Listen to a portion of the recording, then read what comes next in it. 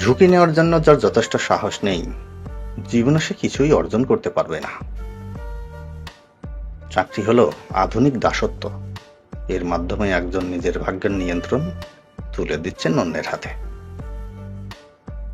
জীবনে কখনো কাউকে অকেজ ভাববেন না, কারণ একটি বন্ধ ঘড়িও দিনে 2 বার সঠিক সময় দেয়। ভাগ্য আর কত কাঁদাবে? ভাগ্য একদিন নিজেই ক্লান্ত হয়ে বলবে, যা, এবার তোকে মুক্তি দিয়ে দিলাম। যথাস্থানে পা রেখেছ কিনা তা আগে নিশ্চিত হও, এরপরে দৃঢ়ভাবে দাঁড়াও। দেরিতে হবে, কিন্তু ঠিকই হবে তুমি যা চাও। মনে রেখো, তোমার সময়টা খারাপ, জীবনটা নয়। শুধু অপেক্ষা করো, সময় সব কিছু ফিরিয়ে দিবে।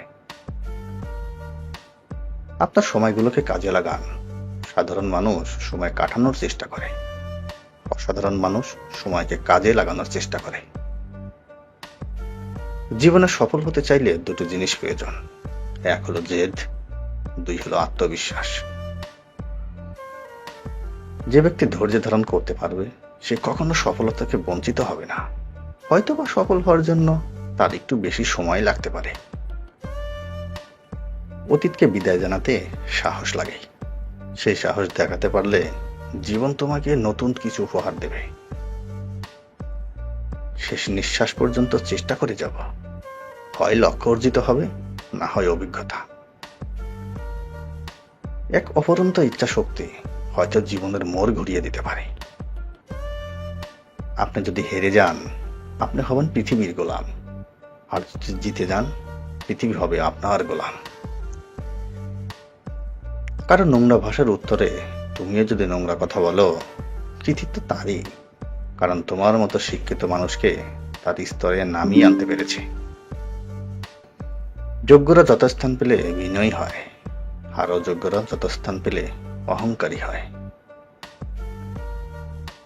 শিক্ষার উদ্দেশ্য যদি মনুষ্যত্বের উন্নতি না হয়ে অর্থের উন্নতি হয়, তবে সেই শিক্ষার চেয়ে মূর্খতাই ভালো।